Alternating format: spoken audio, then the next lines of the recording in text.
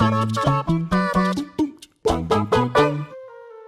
it was blowing a wall away in the original Zelda or stumbling through into Warden Sharp's office in Arkham Asylum, there's something about finding a secret level no one else has discovered that makes exploring a game world endlessly entertaining. Gaming as a medium is all about world building, exploration, and immersion. Coding teams are as much architects and sculptors as they are number crunchers and tech whizzes, the result being environments designed with rewarding curiosity in mind. The humble secret level is as old as Mario collecting coins, but this decade's releases have some real humdingers. I'm Scott from culturedning, and these are 9 secret levels in this decade's biggest video games. But before we begin, don't forget to subscribe to stay notified.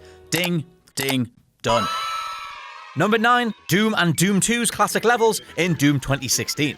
Looking like some bizarre glitch if you happen to stumble upon one of these, 2016's Doom actually includes a host of both the original game's levels and some from Doom 2, all rendered in their blocky original 90s glory. Located off the beaten path, brilliantly they play as a mix of both the old and new. Enemy placement matches where they were in the originals, replete with weapon loadouts and restricted movement, but your own firearms, animations, kills, and the enemy models themselves are carried across from the modern version. It's the perfect way to tease how a remake of the original games might look, and yes, Hangar is still a lot of fun.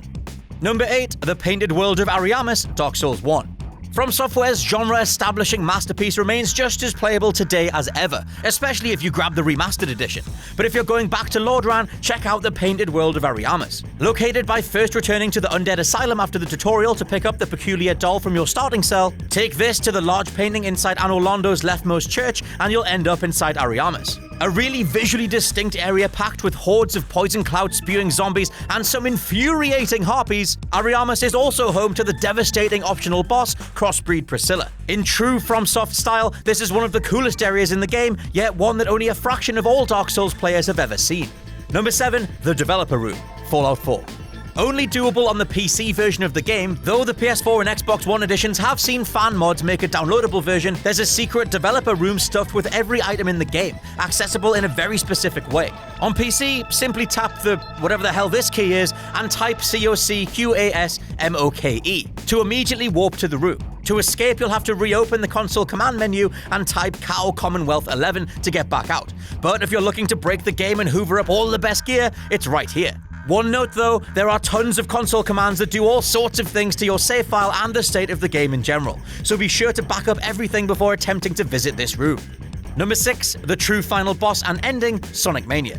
Defeated Robotnik and seen the credits? You ain't done yet. As if Sonic Mania couldn't be any more perfect, there's an additional secret boss to seek out. Triggered by first finding every last one of the Chaos Emeralds, themselves tucked away inside the large golden rings you can find within each zone, you'll then need to fight Robotnik again. During the battle, transform into Supersonic, done by having 50 regular rings and then pressing jump while in midair, and defeat Robotnik whilst powered up in this form. All this will see the Phantom King appear, being the true final boss of the game. Defeating him gives you a strangely empty feeling cutscene though, as Sonic gets whisked off through a dimensional portal, only to later end up, thanks to Sonic Forces, battling another version of Robotnik or Eggman or whatever the hell you want to call him all over again. But hey, at least you've now 100%ed the best Sonic game of all time. Number 5, CAINHURST Castle, Bloodborne.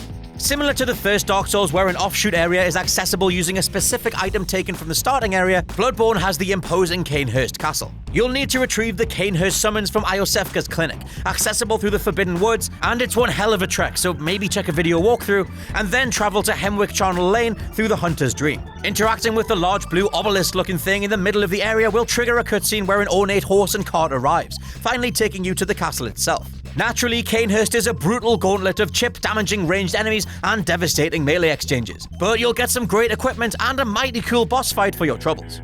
Number 4, NIFLHEIM and MUSPELHEIM in God of War. Though God of War has a defined progression if you just stick to the story quests, there are 2 additional realms to unlock if you want the best gear in the game. Named Muspelheim and Niflheim both require a number of cipher pieces scattered across the world. They're all located on the main mission path. And in Muspelheim's case, you'll need the water in the main area to have dropped twice, which is done after visiting Freya the second time. Both these realms house some of the best combat and content in the game. Muspelheim is a 6-stage combat tower, getting progressively harder until you face a Valkyr at the top. Conquering all these challenges unlocks variations on the stages themselves, rewarding you with specific materials to craft better gear if you're once again successful. Niflheim is essentially Sony Santa Monica's take on Dark Souls. It's a self-contained realm with its own set of rules. You'll need to navigate a poisonous mist, gather equipment to increase the time you can spend exploring, and bank as many mist echoes as possible back at home base before you perish mid-fight. It's very grind-heavy once you unlock the 3 main subquests within the mist itself, but the result is the best armor in the entire game. Number 3, the remastered Secret Garden, Shadow of the Colossus.